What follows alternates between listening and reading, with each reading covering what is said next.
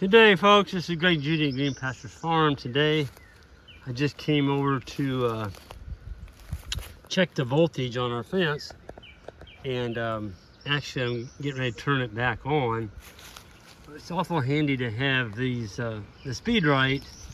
This new one we got. This is a solar charger. It's the 18 joule, and we just added an addition onto our farm. I'm going to show you what we did over here across this creek in a minute. But we ran it across the creek to power feed. So we ran a wire high and hooked into that cedar tree. And you can see the insulator up there. That's the really, really awesome insulators. I get those from Powerflex. Gosh darn it, is it the P140? Anyway, it's the black one. It's got the steel sleeves in it. Just tell them, if you want to buy the best, folks, that's the best insulator made right there. I'll show you what I did. I went around this tree, because it's going to grow, so I made a big circle around it. I just put one staple back here, and then I put the P144 in there, and went across the creek, and then I just ran a feeder line, put a crimp on, follow it down, and there's my power feed going back to that Speedrite 18 joule charger. And this is our timeless. This is another fence we put in. I love these timeless posts. These are the 1 3/4. These are 4.5 footers. A lot beefier. I wanted something a little beefier in this wood, so if a tree falls on it, yeah, they're just amazing posts. And anywhere I have a real low spot, I drove a fiberglass rod at an angle. That's a 5-foot post, and only 2 foot of it's out of the ground. You can see it just keeps right on going on around here. And yeah. Somebody said, what do you do about the vegetative load? Well, there's trees touching this thing and brush. This is a 141 acre farm that Jan and I bought this early spring. I want to show you something. So I was able to come over here, put this on, and just hit off, and I turned the fence on. Now watch this. Whoops. There. It'll only stay on so long if you don't do something. So there it is. Yow! Folks, it just turned it on. I didn't have to go to the charger either. 6,500 volts. 6,500 volts. 13 amps of load that direction. Well, that direction goes to the whole farm. So there's 141 acres that way, a 5-wire fence just on the other side of this brush, and it goes all the way around this whole farm with 5 wires. 3 hot, 2 ground.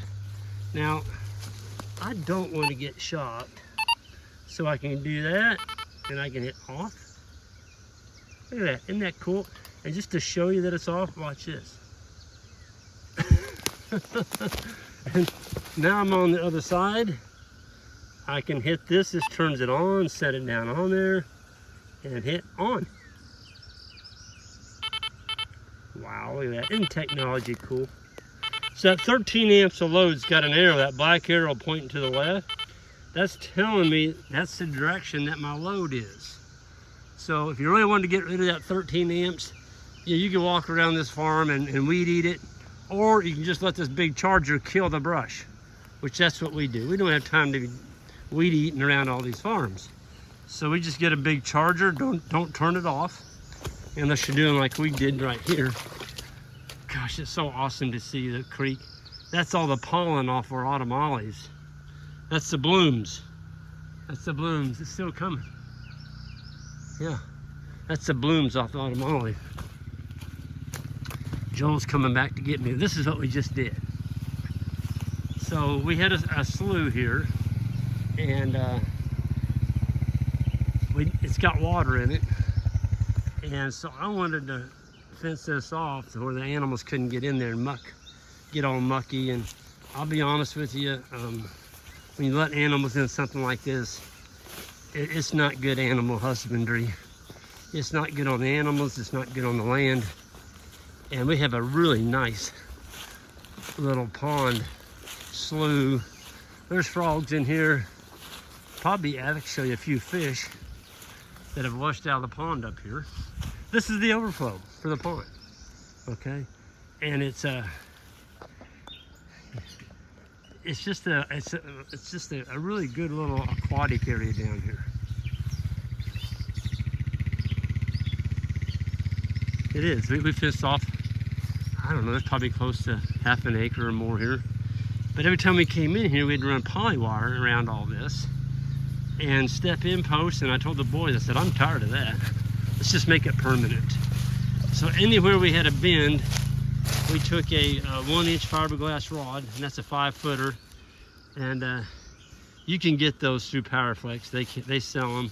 And then where it's straight, we didn't need any rigidity. We used our faithful Timeless. That's 1.5 inches. But you can see we went all the way around this whole thing. It goes way down that way. And so the animals can still have shade. They just can't get in there and take a bath. And they would, especially today. They'd be out in the middle of that. And folks, places like that is where you can pick up some pretty nasty diseases as well. Like probably a little bit of blackleg waiting on you in there and all kinds of stuff. So just when you got a mucky area like that, don't let them in there. It's better for your farm, it's better for the aquatic life, and it's a whole lot better for the livestock and you.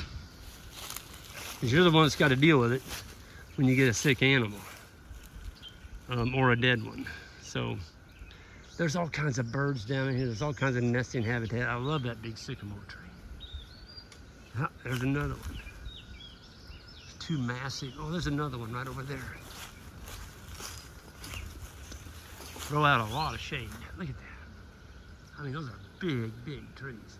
That was probably 150, 170 feet tall. But, you could have gave them this, and they'd have went in there, and they would have ate all that grass in there, but they would have absolutely destroyed this little pond. And so I'm not into that. I'd rather give it to the turtles and the aquatics. There's polywogs in there. There's coon tracks all over on this back side. I saw where the water levels come down. You see coon tracks in there. It's just food for your critters. I'm so glad to have this done. This is going to save us an hour every time we rotate. It's going to save us an hour because it took 30 minutes to put this temporary fence in, and then it took 30 minutes to roll it all back up. And there's our water tank that comes out of the pond up here. But yeah, I'm just tickled to death. It just saved us an hour. And all three of us, four, Ike and Isaac and Joel and I, we all pitched in and we knocked it out. So folks, I'm gonna get out of here. I just wanted to show you sometimes some technology is really, really handy. This, I haven't tried, let me see if I can turn it off over here. I haven't tried that. Okay, 67. Ah, that's pretty darn cool. Now turn it back on.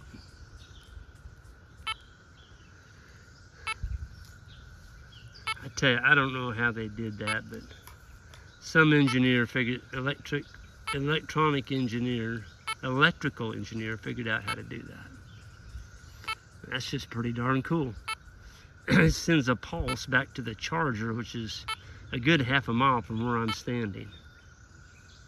So I didn't have to go back to the charger and unplug it. Or in this case, it's a solar charger. I would have had to take one of the alligator clips off the battery.